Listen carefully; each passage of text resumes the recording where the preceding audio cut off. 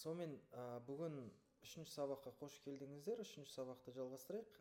Үшінші сабақта біздер енді бүгін біздің жасаған HTML жасаған приложениемізді, HTML сайт қой енді.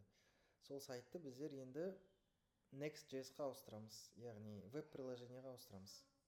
Өйткені HTML ол несерьезный зат, расын айту керек.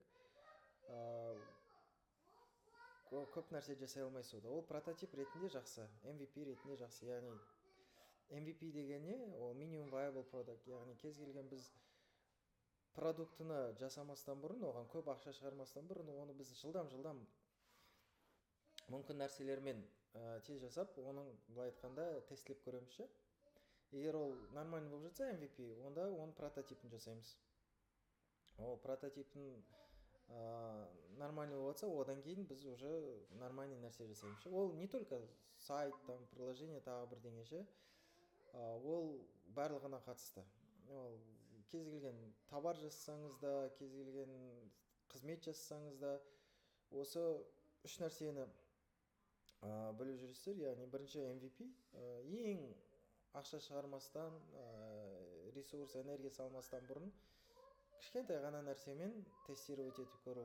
Ол өткеннен кейін прототип, кішкене мүмкін ақша болса, кішкене бірақ прототипін жасап көресіз, оны тестлейсіз. Одан кейін нормальный болып жатса, түсініп жатасыз, яғни товардың несі бар екенін ше, потенциалы бар немесе қызметтің. Ондай кезде ақша салып толыққан жасайсыздар. Ол приложениеға да байланысты, басқа да кез келген әлемде, ол кез келген іске байланысты, ол тек приложениеға, IT-ға қатысты деген нәрсе емес. Енді IT-да бір айырмашылық бар. IT-да көбінесе спринттермен жүреді, яғни әр апта сайын бір план, жоспар жасалады сол аптаға, және сол аптаға сол жоспарды бітіреді, сосын келесі аптаға жоспар, келесі аптаға жоспар. Яғни ол неден шықты? Ол спринттер, ол жұмыс бітпей қалады. IT өте үлкен, жұмыстар өте көп. Бір проект бірнеше жылға созылып кетуі мүмкін. Сол үшін 6 ай, 7 ай, мысалы 8 айда проект бір белгілі бір контрольда ұстап отыру үшін, бақылауда ұстап отыру үшін әр апта сайын оны тексеріп отырады, және әр апта сайын кішкентайдан қимылдап отырады. Ол негізі agile методология деп аталады. Оны біз қарастырмаймыз, өйткені ол IT компанияларына ертең кіріп жұмыс жасап жатсаңыздар, оны көресіздер. Но бірақ біз сол принципті өзімізде қолданамыз, яғни біз әрине бізде там Scrum Master тағы бірдеңе андай-мындай ештеңе қолданбаймыз, оның барлығы керек емес сіздерге білуге. Но итерациялармен жүреміз, яғни бір нәрсе бітіреміз, одан кейін келесі екінші нәрсе бітіреміз, үшінші нәрсе бітіреміз, және бір шақтан приложение бітіреміз. Яғни сразу бүкіл приложениені бірден бітірмейміз. Бірінші бір бөлігін бітіреміз, одан кейін келесі бөлігін, одан кейін келесі бөлігін сөйтіп. Түсінікті ғой, бүгінгі сабақ қысқалау болады, өйткені менде ертең таңертең жұмысқа кетуім керек. Бір сағатта Құдай қаласа барлық керек нәрсені сыйғызып өткізуге тырысамын. Келістік қой? Сонымен сіздерге қазір мен экранмен бөлісейін.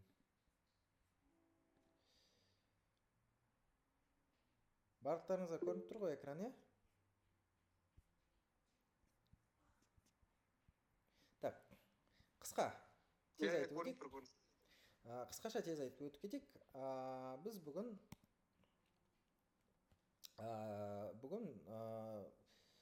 Next.js-та приложение жасаймыз. Яғни өзіміздікі сол жаңа Next.js-қа көшіреміз. Яғни біз бірінші сабақта HTML жасадық, екінші сабақта біз база данных жасадық, админ панель жасадық, және үшінші бүгін нағыз фреймворк, яғни біздер React-та Next.js-тің фреймворкысын қолданамыз. Яғни оны білудің керек жоқ сіздерге. React, Next.js просто білсеңіздер болды. Next.js React-тың фреймворк. Фреймворк деген нәрсе просто сіздерге өмірді жеңілдететін бір құрылым ғой. Оны сосын түсінесіздер. Ол білудің керегі жоқ, вообще даже фреймворк деген сөзді білудің керегі жоқ сіздерге. Сонымен сіздердің сайттарыңыздың жұмыс жасайтын негізі движогы Node.js-та тұрады, фреймворкысы Next.js, одан кейін GitHub және Vercel, яғни GitHub ол контроль версия, яғни сіздерде приложение мынада жұмыс жасап тұрады. Одан кейін сіздер Next.js-тің несі арқылы, фреймворк арқылы қолданасыздар. Оның негізі бәрін сіздерге Claude-тың өзі жасап береді. Оны білудің сіздерге керек жоқ. Ең бастысы Node.js-ті установить етіп білсеңіздер болды. Мынау өзі автоматически жұмыс жасайды. Дальше GitHub-қа шығарамыз. GitHub-қа ол былай айтқанда интернеттегі сіздің папкаңыз. Түсінікті ғой, сіздің кодыңыз осы GitHub-та тұрады. Бір Google Drive қолданып бердіңіздер. Google Drive қолданып көрсеңіздер, Яндекс Диск немесе примерно сол сияқты GitHub, только программисттерге арналған, яғни сіздердің кодтарыңыз осы жерде тұрады. Содан кейін осыдан ол версельге алады, яғни сіздің компьютеріңізден алмайды версельге, а GitHub-тан версельге алады. Мынау версель оны мынадан копировать етіп алады. Түсінікті ғой? Яғни мына неге біз компьютерден тікелей версельге шығарамыз, неге GitHub-тан тікелей шығарамыз, ол жерде айырмашылық бар. Маңыздысы, мына GitHub-та сіздерде бұрынғы программаңыздың версиялары сақталып тұрады, нұсқалары. Яғни мысалы сіз бір кнопканы өзгертесіз, тағы бірдеңе өзгертесіз, шығарасыз, версельге деплой жасайсыз. Яғни егер версельде бір нәрсе дұрыс болмай қалса, приложениеңізде бірдеңе құлап жатса, бірдеңе істемей қалып жатса, GitHub-тан бұрынғы версиясына тез откатить ете саласыз да, приложениені қайттан қоса саласыздар, істеп тұра береді. Ал егер сіз компьютеріңізде істейтін болсаңыздар, сізде бұрынғы версиясы компьютерде жоқ. Түсінікті ғой, откатить ете алмайсыз. Яғни сіз Claude-тан сұрайсыз, маған откати назад деп сұрайсыздар, немесе артқа қайт деп, содан кейін ол тура артқа қайта ма, қайтпай ма, ол белгісіз. Сол үшін біз Claude-тан GitHub-қа береміз, GitHub-тан версельге береміз. Түсінікті ғой? Node.js міне двигатель, яғни ол JavaScript-ті браузерсіз тікелей компьютерде қолданып, біз қолдана береміз. Яғни біз сіздермен көрсетеміз, яғни өзімізде компьютерде локальный бір сервер запускать етіп, соны біз өзіміздің компьютерде көріп тестировать етіп көреміз localhost арқылы. Яғни біздер қазір сіздер былай істеңіздер, компьютерлеріңізге Node.js-ті скачать етіп алыңыздар. Бірақ Node.js-ті качать етпестен бұрын сіздер былай жасаңыздар. Яғни сіздерде Windows па, MacBook па? Кімде MacBook, кімде Windows?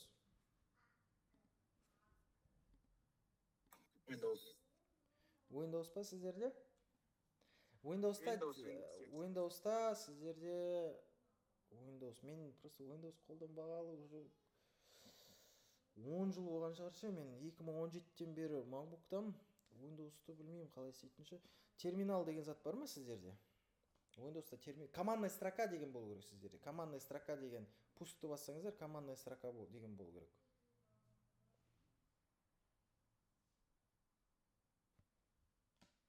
Аштыңыздар ма?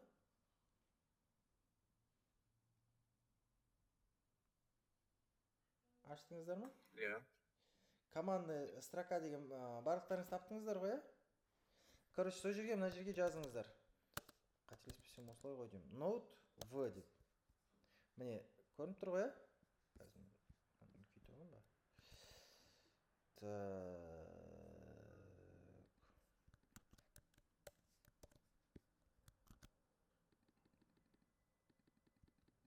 міне, Node пробел сызықша V. Сол кезде сіздерде Node.js установлен, не установлен шығады.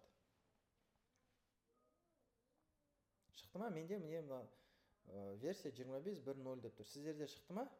Немесе шықпады ма? Is not recognized деп шықты ма? Иә, is not recognized деп шықса, онда былай істейсіздер. Node.js.org деген сайтқа кіресіздер.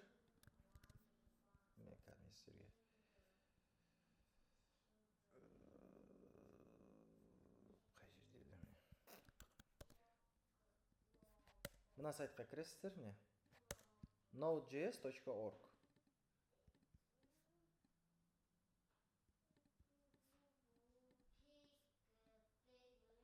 Осыған кіресіздер, мынандай ашылады сіздерде. Ашылды ма?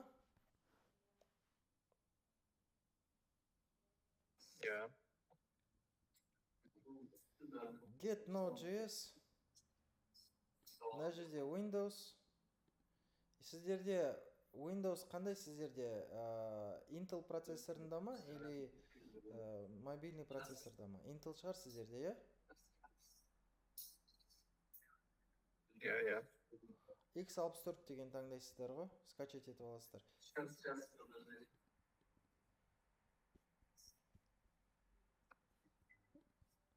Соны скачать етіп алыңыздар. x64 деп скачать етіп алыңыздар.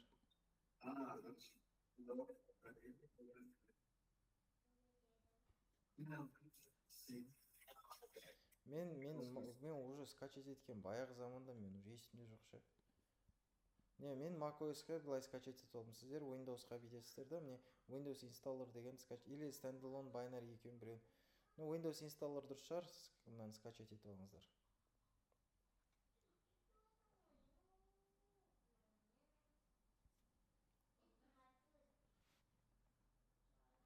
Короче, скачать етіп алғаннан кейін жалғастыра берейік. Негізі LTS, егер сіздерде current болса, current қолдана беріңіздер. Болмаса LTS деген нұсқасы бар. Қайттан сол LTS нұсқасын мына жерде міне LTS деген көріп тұрсыздар ғой, осы нұсқаны скачать етіп алсаңыздар да болады. Яғни бұл LTS деген ол тұрақты версиясы, current деген ол қателері болуы мүмкін, құлап қалуы мүмкін. LTS ол тұрақты версиясы. Түсінікті ғой? Скачать етіп аласыздар. Яғни міне long term support деген ғой, яғни уже бұрыннан бері қолданып келе жатыр, нормально, ештеңе болмайды. Міне Node-V деген тексересіздер, яғни сіздерде жоқ болатын болса, одан кейін міне пакеттерді сол папкаға установить етесіздер. Оны сіздерге Клодтың өзі айтып береді, қай жаққа установить ету керек екенін. Сіз просто копировать етесіздер де сала саласыздар. Команданы жаттаудың қажеті жоқ. Терминал жай ғана команда жазатын терезе, жаңағы сіздерде командная строка жүре ме? Ол Клод сіздерге не береді? Просто копировать, ставить басып отырасыздар, болды. Окей? Міне, мынау біздің алдындағы жасаған сайтымыз. Міне біздің қызметтер, міне имплант, андай-мындай. Жақсы.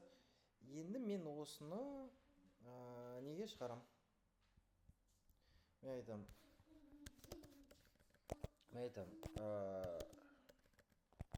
Осыны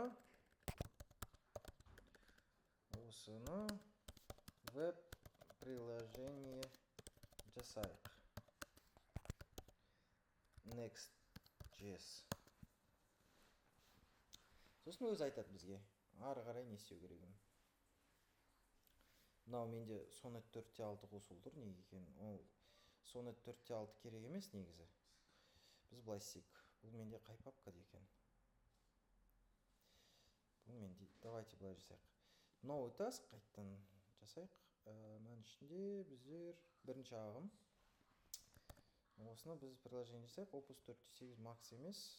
Менде Opus 4.8 қай тұра берсін. И thinking керек емес маған. Жіберейік. Thinking керек емес, өйткені мен бір талай дедім. Қазір папканы өзі қарайды.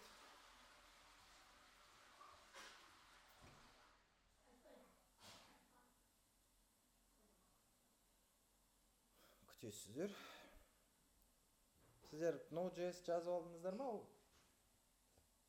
Установить ете беріңіздер компьютеріңізге. Папкаден алсаңшы. Мен бердім ғой. Мына жерде мне папканы ол алды ма екен, алмады ма екен? Бірінші ағым.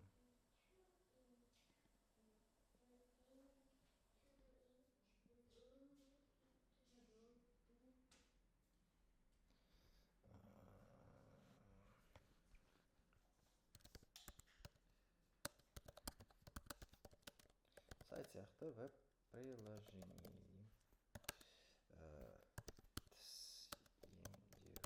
Тапшы. Деректер Superbase. Яғни мен жаңа проект жасағаннан кейін ол қазір папкаден дайын статистикалық сайт бар. Тәсемде міне соны Next.js Superbase-ке көшіріп алды. Мен бар файлдарды оқып, не бар екен түсіне. Пока жасап атқан кезде біздер жалғастыра берейік. Сонымен React деген нәрсе, ол қазіргі кезде веб приложенияларды жылдам жасау жолы осы React арқылы жасалады. Яғни бір компонент жасалады және оны тез жылдам қайта қолдана беруге болады. В общем, сізге білудің керегі жоқ, оны, но примерно React деген нәрсе деген кезде ол просто сол қолданылатын бір инструмент. Мысалы, бір кнопка болады, жазылу, сатып алу, хабарласу, яғни бір рет жасайсың мынандай стильде ше, сол стильдер әрі қайталана береді. Яғни қайтадан айтамын, сіздерге бұның бәрін білудің керегі жоқ, бұл просто сіздерге ақпарат ретінде айтып отырмын. Next.js дегенде, яғни React-тың үстіндегі фреймворк, яғни React-ты ыңғайландыратын зат, просто папкалер ыңғайлы жерде тұрады деген сияқты ше, барлығы бір-бірін табу оп-оңай. Жылдам, не дейді? Мынаған айтам, өзің біл, маған бәрібір қай жаққа қоясың да. Бар жобаны қолданамыз. Сонымен міне, мынандай әдемі жолдармен өзі сақталып тұрады. Ол бізге керек емес. Біз бүгін localhostқа шығарамыз. Яғни localhost 3000 деп, мысалы, мына жерден бетеміз де, мысалы. Браузерден localhost 3000 дейміз де, бүйтіп ашамыз. Мен мысалы, алдында бір сайт жасағам, мен әлі ашық тұр екен ше. Менде әлі localhostта тұр екен. Мынау мысалы, мынаның бәрі Supabase-те тұр. Бәрі. Бұның барлығын мен негізі парсить етіп алғам әртүрлі жерден ше. Бағасы мына автоматически жиналып саналып отыр. Ну, потом оны өтеміз сіздермен. Localhost ол тек қана 3000-мен бітпейді. Мысалы, 3001 деген нәрселер, 3001, 3002 ауыстыра беруге болады ше, потом 3003. Ол әртүрлі просто бірнеше приложенияны әртүрлі жерде жасай беруге болады. Қандай, неге localhostта бірінші жасай аламыз? Өйткені ода hot reload деген нәрсе. Яғни жылдан біз оны обновить етіп отыра аламыз. Мысалы, 3000 бірдеңені өзгерттік, обновить еттік и сразу обновлениені көреміз. Түсінікті ғой, мысалы, егер де айтайық, бір нәрсе, егер ол бізде верселде болатын болса, біз какой-то бір, мысалы, мынаның текстін өзгерткеннен кейін оны обновить ететін болсақ, ол бізде 1 минут, 2 минут күтіп қаламыз. Обновлениені көру үшін дұрыс емес болса, қайтадан откатывать істейміз деген. Бірінші localhostта жасақ, біз оны жылдам тестировать етіп отырмыз. Бірдеңеге салдық, өзгерттікті қарадық, нормальный емес. Бірдеңе істедік, қарадық, нормальный емес. Түсінікті ғой, Клод не істеп жатыр екен, Клод бірдеңе жасап жатыр. Жасай берсін, біз ары жұмыс жасай береміз.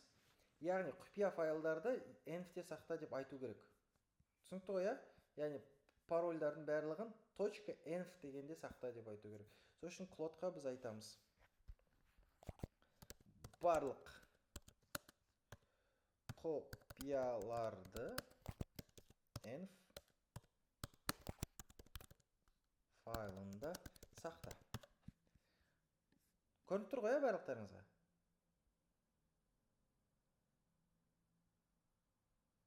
Иә, көрініп тұр. Мына .env файлда сақта, dot деген нүкте, .env файлда сақта деген сөз, яғни бұл жерде ол закодированный сақталады.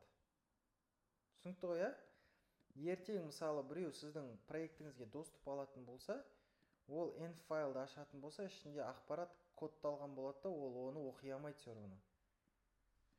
Бірақ, егер мынаған сақтамасаңыздар, ол оны алуы мүмкін да, кез келген жерге сақтап қою мүмкін. Сіздің пароліңізді просто бүйтіп сақтап қою мүмкін. Паспорт, там, админ 123 деп сақтап қою мүмкін ше, там, логин, азамат, паспорт, админ 123 деп бетке сақтап қою мүмкін ше. Түсініп тұрсыздар ғой, кез келген адам, мысалы азамат сіздің сайтыңызды оқығысы келетін болса ше, бүйтеді, мысалы, мен оның несін көргім кеп тұр дейді ше, мына жақтағы там несін көргім кеп тұр дейді, мысалы, кодын ше, и үйсетті сіздердің код бүйтіп кодтарыңызды оқи салады ше, спокойно. Түсінікті ғой, ондай болмас үшін .env-та сақтайтын болсаңыздар, ол уже оны оқи алмайды. Пароль .env-та сақталу керек. Сұрақ бар ма? Бүкіл пароль, логин, sensitive ақпарат .env файлында сақталады. Ол GitHubқа кетпейді. GitHub, яғни сразу оны басында беріңіздер. Сразу басында бүкіл пароль админ жасаған кезде сразу айтасыздар .env файлына сақтау керек. Өйткені егер ол GitHubқа кететін болса, біреу сіздің GitHubыңыздан ол парольдарды спокойно шығарып алады. Ол жерде API да сақталуы мүмкін, басқа нәрселер сақталуы мүмкін, ключтар, кілттер ше. Қолданбаңыздар. Өйткені мысалы сіздер ертең айтайық, бір OpenAI-дың API-ін салдыңыз. Сіз ақша төлеп тұрсыз. Мысалы OpenAI-ға айтайық, открытый сіздерде айтайық, открытый тариф қанша қолданыңыздар, сонша төлейсіздер. Сіз оны алдыңыздар да GitHubқа шығардыңыздар. Ол .env файлда емес, ол просто бір жерде сақталып тұр. Мысалы там OpenAI API деп мысалы бір бүйтіп сақталып тұруы мүмкін ше. И любой адам GitHub'тан мына сіздің файлыңызды тауып алады да, API-іңізді көшіреді де, өзіне қояды да, жұмыс жасап жатады, и сіздің ақшаңыз кетіп отырады. Ол алады да, бүкіл былай айтқан кезде сізді бірнеше мың доллар там минусқа кіргізіп жібереді OpenAI. Түсінікті ғой, ондай болмас үшін .env-та бүкіл ақпаратты, пароль, API бәрін осында сақтауыңыз керек. Сразу басында. Сразу мына жаққа сразу айтып қоюға да болады не. Файлында барлық қауіпті ақпаратты сақта деп. Мысалы мен көп, мысалы мен очередьқа қойып қоя аламын. Біткеннен кейін кетіп отырады. Кеттік. GitHub деген не? Жаңа GitHub деген мен сіздерге айттым. Интернеттегі просто сіздің кодыңыздың папкасы. Просто единственный нәрсе, сіз әр өзгертіп отырған, әр өзгерткен нәрсеңіз, историяңыз сақталып отырады да, содан кейін любой момент сіз оған қайтып орала аласыздар. Түсінікті ғой? Иә? Яғни сіздің ойындағы бір ойын ойнап отқан кезде, бір өліп қалған кезде қайттан пайда болады сол персонаж. Последний сохраненный жерін. Тура сол сияқты приложение құлап қалса, последний рабочий версиясын тез восстановить етіп аласыздар. Ол безопасный, яғни, то есть қайтып ашып жіберуге ешқандай проблема емес. GitHub'қа не істейміз? Яғни біз код жазамыз, содан кейін біз оны коммит жасаймыз. Коммит деген сөз, яғни біз оны и сақтаймыз, и комментировать етеміз. Яғни біз не өзгерттік, соны жазамыз. Коммитке сосын push деген кнопканы басамыз, ол GitHub'қа жүктеледі. Яғни сіз қазір былай істеңіздер. GitHub сіздерге жеңіл болу үшін GitHub терминал андай мындай керек емес. Сіздер GitHub desktop деген жазып алыңыздар. Міне, GitHub desktop деген қазір көшіріп алыңыздар компьютерлеріңізге.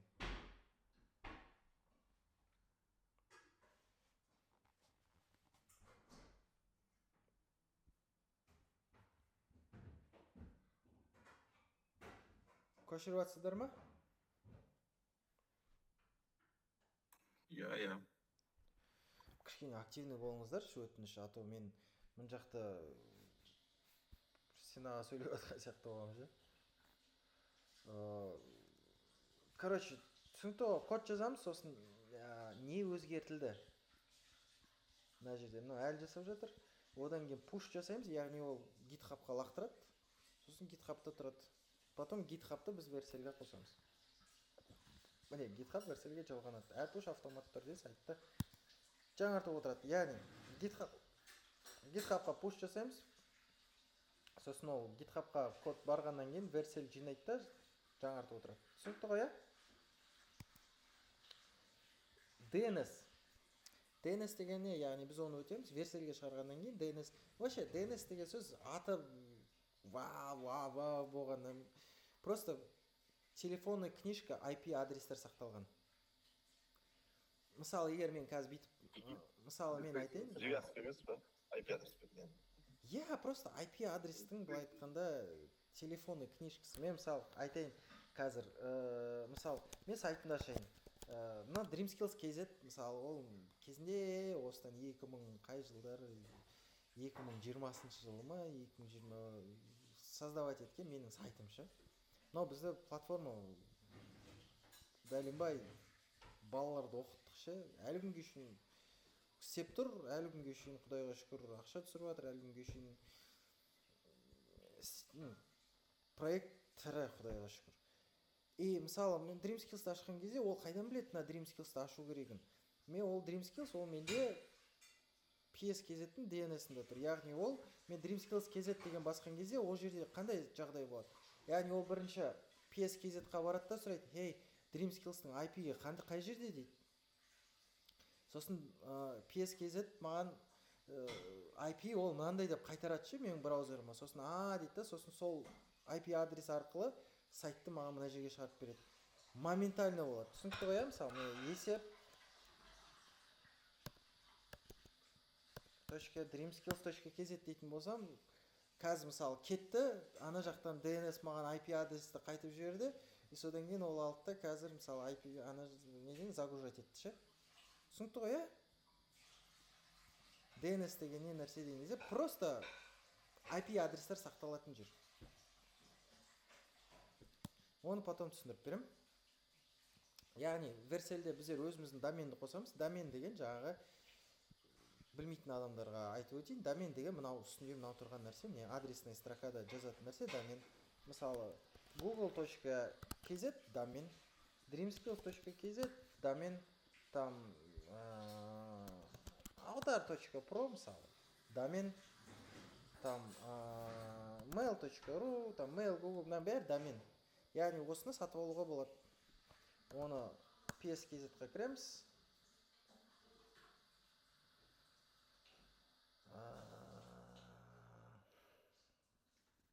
Өйсті PS-KZ.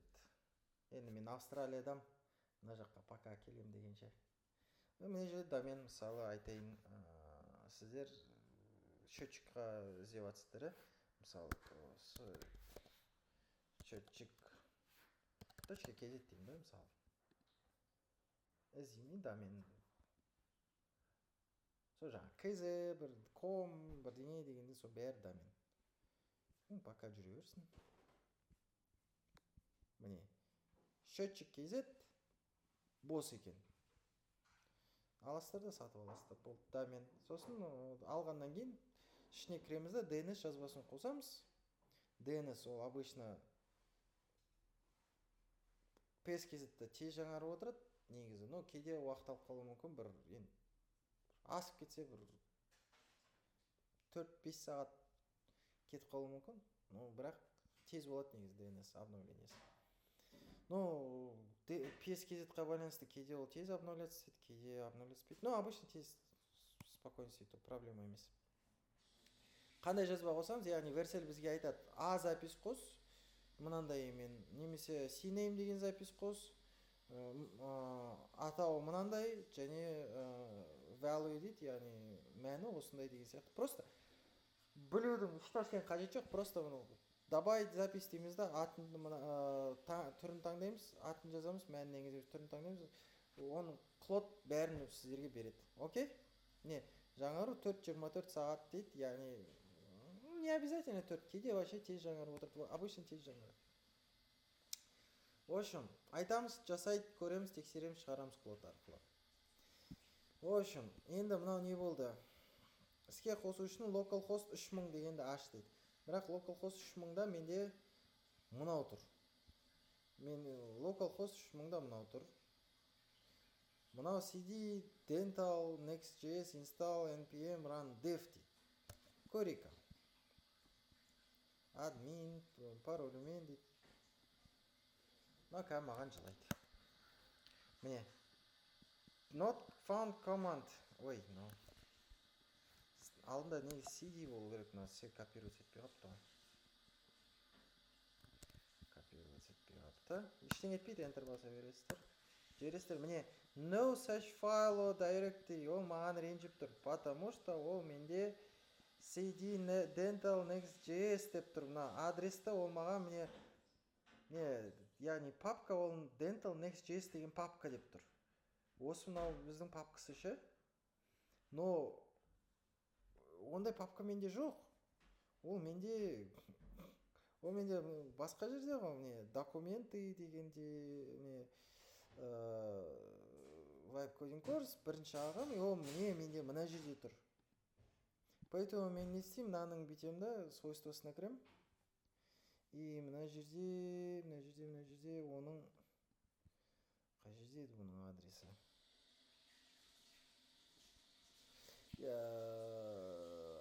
Адресі қай жерде еді?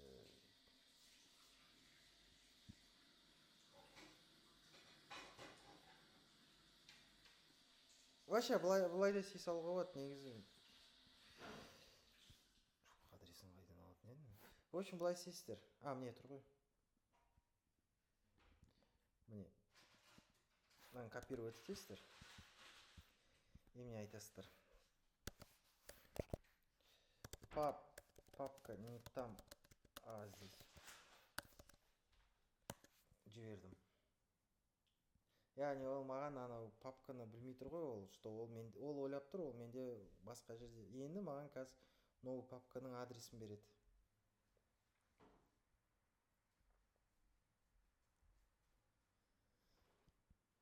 Соны мен қазір алам да неге салам? Терминалға салам.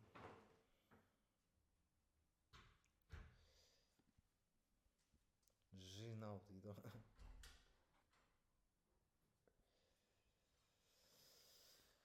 Так, күтеміз. Мына олдқа жинап атқан ол HTML-шы, алдындағы олд деп жинап атыр, а бірінші ағым дегенде ол кәдімгі өзіміздің папкаға көшіп жатыр.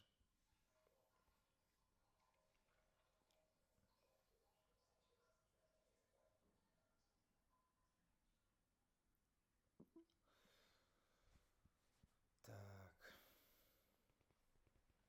Пока что істеліп атқан кезде сұрақтарыңыз бар ма?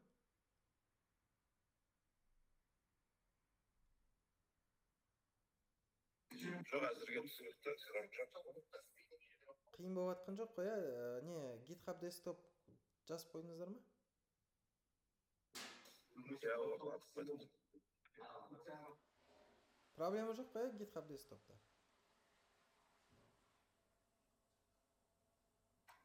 Иә, орнатылды, кірдім, есінен. GitHub Desktop жазсаңыздар, GitHub'қа кіріңіздер де регистрация жасаңыздар, айтпақшы, пока. GitHub аккаунт бар ма барлықтарыңызда? Регистрациямен жасап, уже кіріп қойдым. Дұрыс. Кімде әлі жасамады, GitHub'қа кіріңіздер де, сіздер регистрация жасаңыздар. Мына жерден бүйтіп.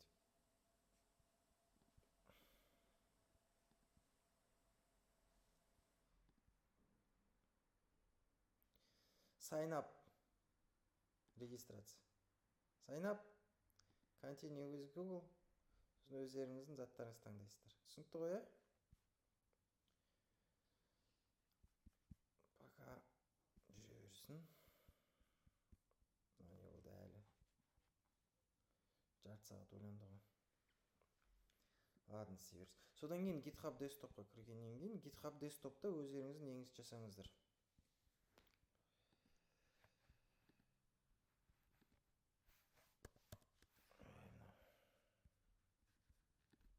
GitHub Desktop'қа кіргеннен кейін өздеріңіздің аккаунттарыңызбен кіресіздер. Түсінікті ғой, Кіріп қойдыңыздар ғой. Өздеріңіздің аккаунттарымен кіріп қоясыздар.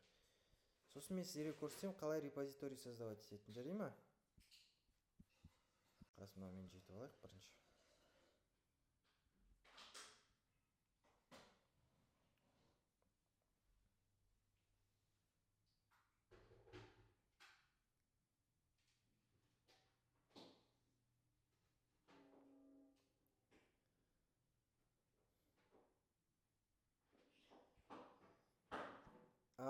Давайте былай жасайық.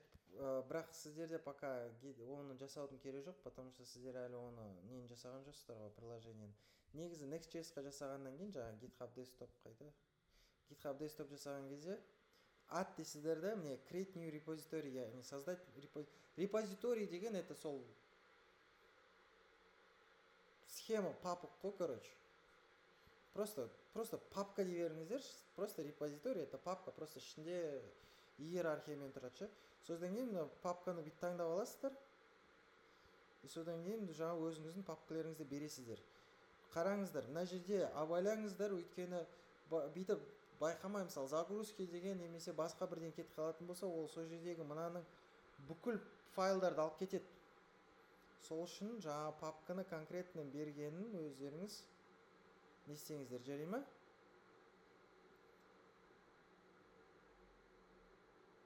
Окей? Бірақ бірінші қазір біз папканы жаңа бергеннен кейін открыть дейсіздер де, сосын атын бересіздер.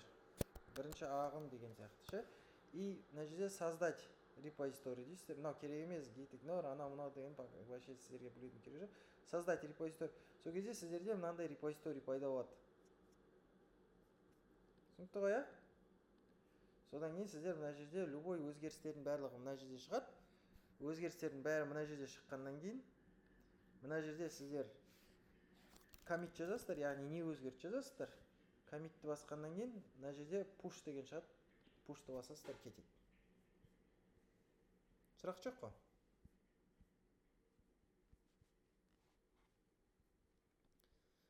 Қайттан 3000-ды аш дейді, но менде ол мынау ашылып тұр, потому что ол ескісі. Сосын мен мына жерде мен мысалы білмеймін не енгізу керек екен, не? Мен айтам терминалға команда берсеңші. Сіздерге даже оны бәрін жазып жүрудің керек жоқ. Просто ол сіздерге бәрін түсіндіріп берді. Даже білмесеңіздер де, міне өзі берді. Копировать. Терминалға қойасыздар. Кетті. Күтесіздер. Бірінші басында қосу ұзақ уақыт. Starting. Ready. Localhost 3001 менде. Көріп тұрсыздар ғой? Localhost 3000 емес, 3001. Сіздерде қарайсыздар. Мынау менде 3001-де істейді ма, істемейді ма, мен білмеймін. Localhost 3001-ді көрейік. Ашылмауы да мүмкін ол Localhost 3001-де. Бірақ 3001-де ашылып тұр, болды. Міне менде енді менің сайтым, мысалы, міне Localhost 3001-де. Енді мен оны hot reload жасай берем. Мысалы, мен айтам, сау түс, сау күлкі деген, мысалы, маған ұнамайды. Мен айтайын оны сау түс, сау күлкі деген тайтылды, сау түс, сау халық дегенге өзгертші. Жай тексті ғана.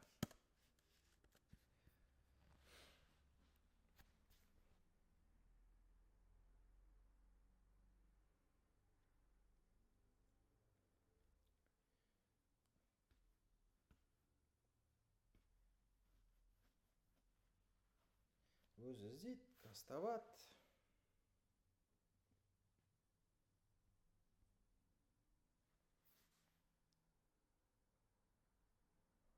В общем, біткен кезде міне сау түс, сау халық автоматически шықты. Көрдіңіздер ғой? Яғни мынау hot reload, яғни мен localhostта, ол менде қазір компьютерімнің былай айтқанда сервер болып тұр ше, и менің компьютерімде ол қазір запускать етіп тұр. Тексеріп көресіздер, басып көресіздер, барлығы істеп тұр ма, істеп тұра жоқ па, көресіздер. Барлығы істеп тұр, жақсы.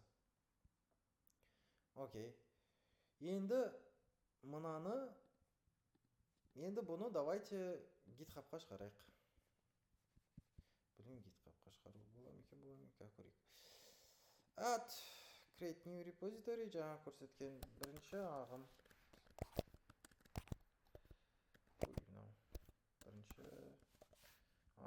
Choose. Так, документы, бірінші ағым, кетті. Create repository. Publish repository.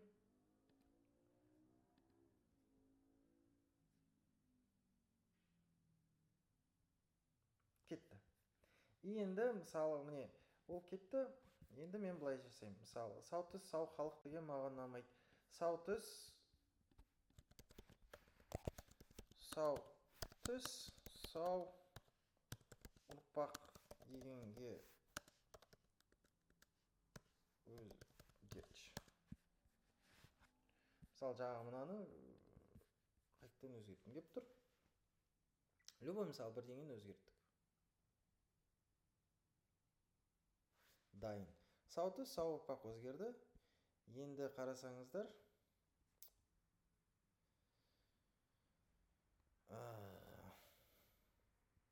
Мына жерде негізі, файлдар таппады ғой негізі. Негізі ол бізде файлдар табу керек еді.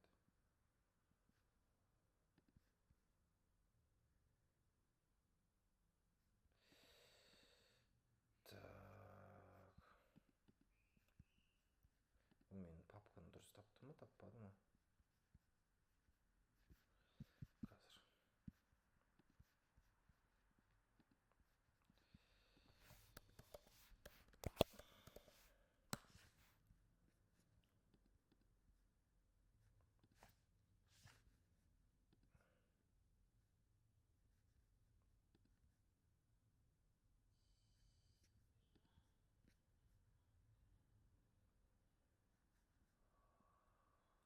Так.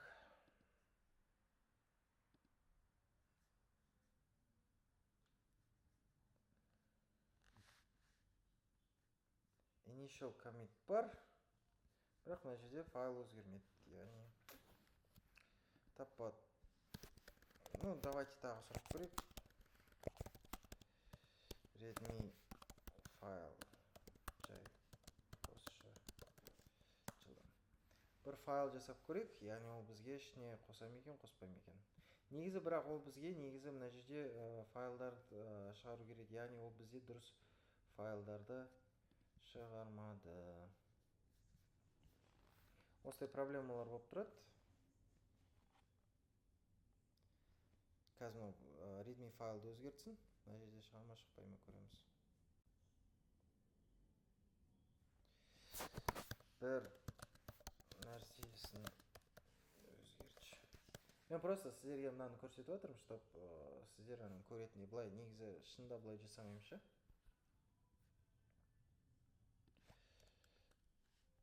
Жай коммит үшін.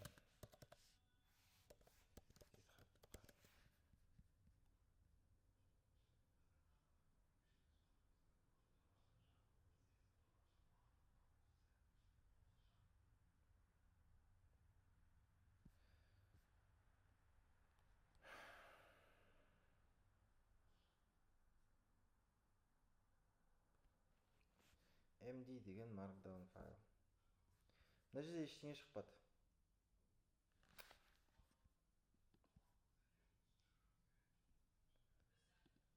Мынау бізде репозиторий.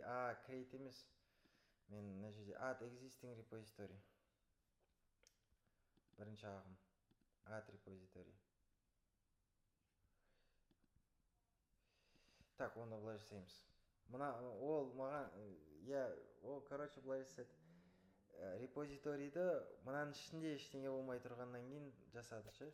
Сол үшін былай істейміз. Былай аламын да мен. Бүйтіп аламын да мынаның барлығын жаңа бірінші ағымның ішіне көшірем. Енді мына жақта пайда болды. Енді не шықты. Мен оны бүйтем. Бәсе немене болып қалды деймін. Commit initial. Яғни мынау файлдардың бәрін қазір мен commit жасаймын. Commit initial деп жаза салдым, яғни initial ең бірінші бастапқы деген сөз ғой. Commitті басамда, міне push арқылы мен оны жаңа GitHubқа жібердім, жаңа файлдарды. И мен мынаған айтам, кодқа айтам. Мен бірінші ағым деген репозиторий жасадым. Бүкіл файлдарды соған көшірдім, танысып ал.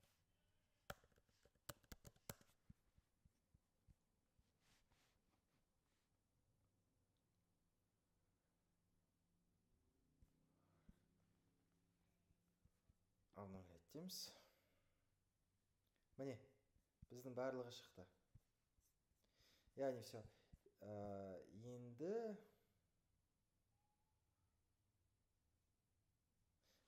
сияқты.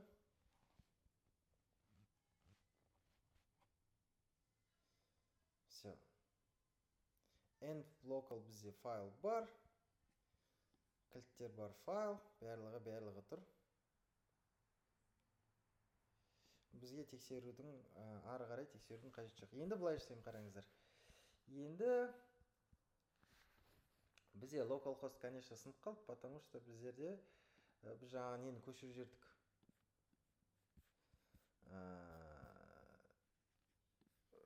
Көшіріп жібердік. Мына бүйтіп копировать етемін да, бүйтем. Localhost сынып қалды деп жазайын. Дұрысташ. Енді ол маған қазір қайттан жаңасын береді. Қайттан терминалға салам.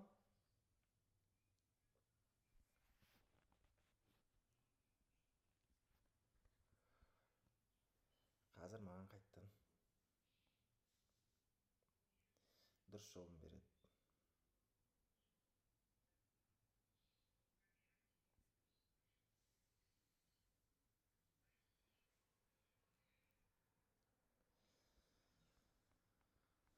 Тез көрсетші, айналайын.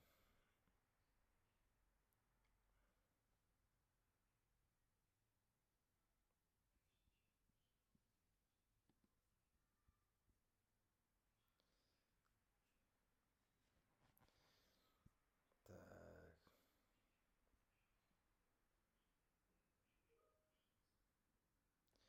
Күтеміз енді, не істейміз? Өзі тексеріп алсын. Қазір маған жаңа нені береді. Не берді? Копировать етем. Терминал. Сіздер рабочий нені ашасыздар. Мен сбросовать етем. Қайттан. Яғни менде Ctrl-C сбросовать етеді. Егер сіздер сбросить ете алмасаңыздар, просто бүйтіп жаба саласыздар. И сосын қайттан жаңа командный строка ашасыздар да, қайттан жасай саласыздар. Түсінікті ғой, иә?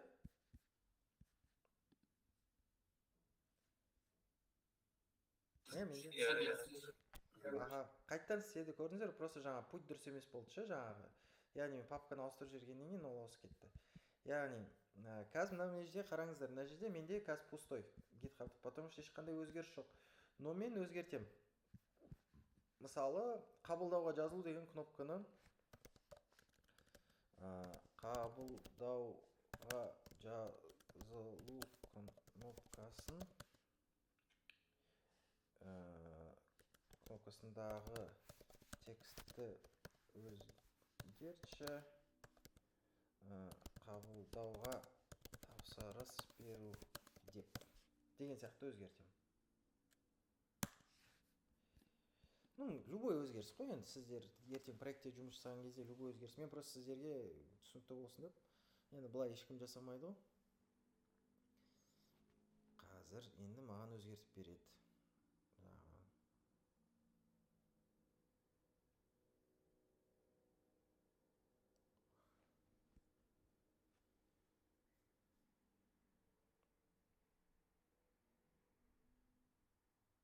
Дайын. Қабылдауға тапсырыс беру деген не істеді. И мына жерде міне көрдіңіздер ма, қай зат өзгеріс тапты. Міне, қай код өзгерді, автоматически GitHub Desktop тауып алды. Көрдіңіздер ғой, иә? И мен мына жерге не өзгерді, соны комментировать етем, яғни. Мысалы, мен өзім алғашынша жазамын ше, мысалы, hero button text change деймін да. Яғни не өзгерген өзіме заметка ғой, ертең мысалы не өзгерді деген білмеймін. Коммитті басам, яғни кетті, енді push неге GitHub-қа шығарам. Түсінікті ғой, иә? Но мен обычно бір нәрсені өзгертіп, сосын коммитті шығармаймын. Мен мысалы мына жерде көп нәрсені өзгертіп алам. Ол мына жерде жинала береді. Көп нәрсені өзгертіп алғаннан кейін барам да commit push жасаймын. Сол кезде бүйтіп каждый раз commit push деп отырмайсыздар да, бір заттан бәрін жасап алғаннан кейін мына жерде.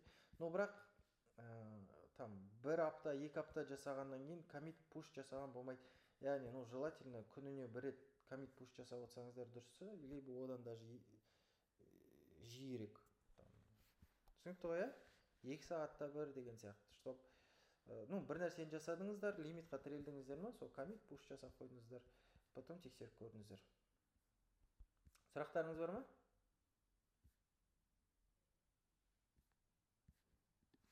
Енді версельге көшеміз.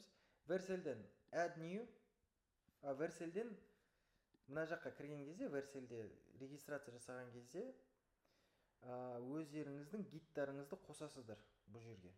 Окей? Мен өзім қалай қосып едім бұл жерге?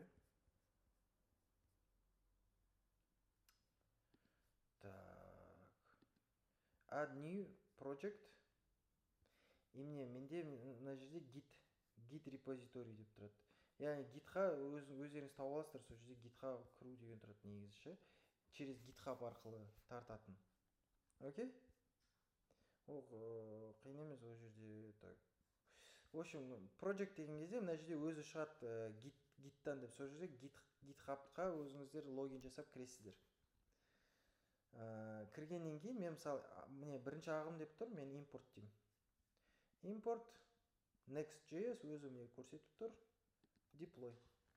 Яғни менде енді жаңағы GitHub'тан версель тартып тұр. Build кетіп жатыр, яғни менің қазір сайтым енді қазір интернетте пайда болады.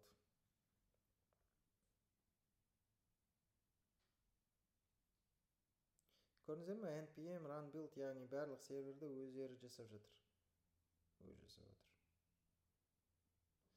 Бір нәрсе қазір дұрыс емес болса, потом любой нәрсе дұрыс болмаса, кодтан сұраймыз, код айтады, былай дейді, қайттан қоямыз да жасай береміз. Мысалы, міне build failed. Deployment failed with error дейді. Яғни бүйтеміз, копировать етеміз. Vercel fail жібереміз. Сосын ол не дейтінін көреміз қазір. Өзі оқиды, өзі түсінеді, әне.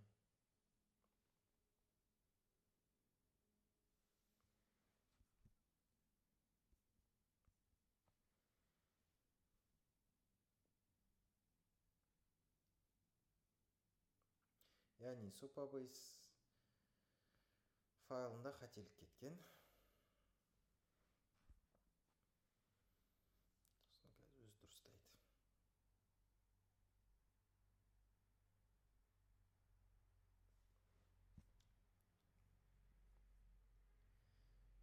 Уақытымыз аз.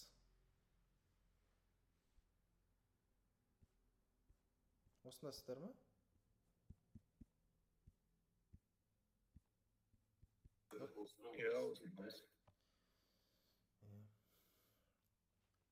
Қалай сіздерге wipe coding деген ұнап жатыр ма?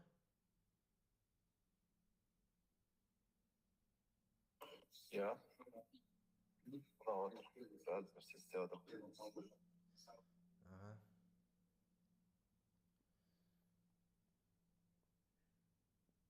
Ең бастысы не ғой, қалай айтуға болады? Программа басты емес, естеріңізде болсынша. Басты нәрсе это сіздердің идеяларыңыз ғой.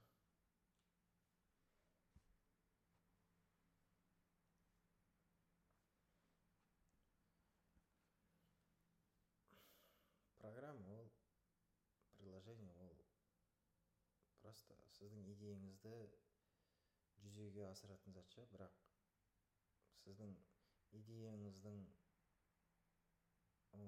сәтті болу, сәтті болмауына программа қатысты емес.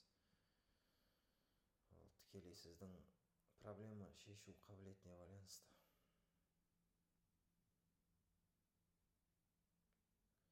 Вообще, мен былай білемінше, MVP кезінде приложение керек болатын болса, значит ол продакшн кезінде де керек болады. MVP кезінде приложение керек болмаса, продакшн кезінде де қиынырақ болады. Біреулерге керек болуы.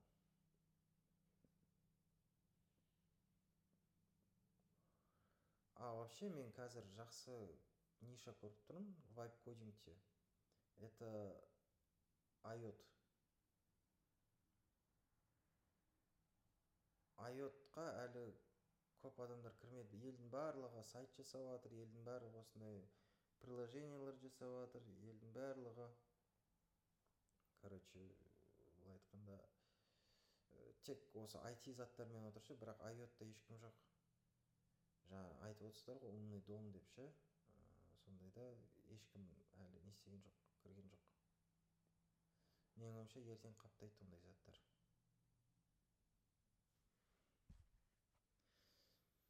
Какой-то бір датчик, сол бір датчик Wi-Fi-ға қосылған.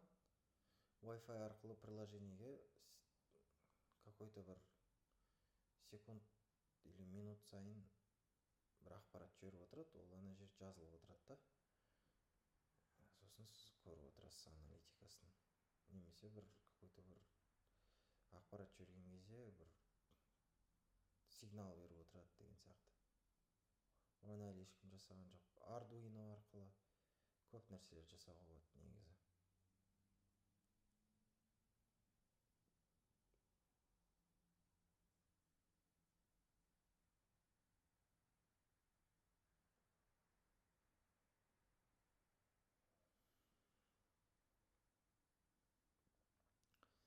В общем, сіздерге үйге тапсырма. Приложениеңізді жаңағы Next.js-қа көшіресіздер.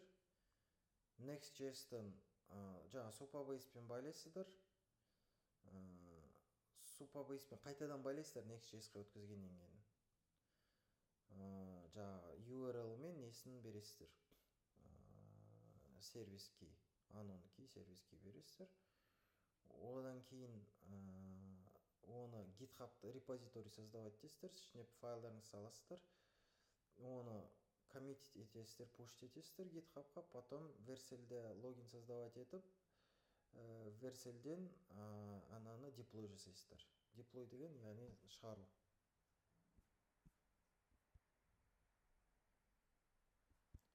Мен мысалы қандай файлдарды өзгерткен маған шығарып берді. Мысалы мен мына жерде особо не важный.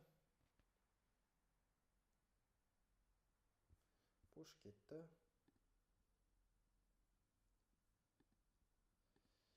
Так, Vercel. Бірінші ағым. Deployments. Мен көрдіңіздер ме, өзі автоматически деплой кетті. Жаңа мен коммитімді уже тартып алды Vercel. Көріп тұрсыздар ғой?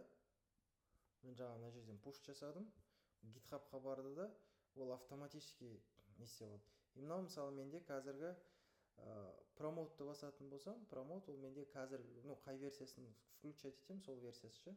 Промоут басқан кезде мынау версия, мынау версия, короче. Мынау не шықты, продакшнға шықты. И мен мысалы менің сайтым мына жерде тұр. Бірінші ағым Vercel app дегенде тұр. Яғни мен қазір оны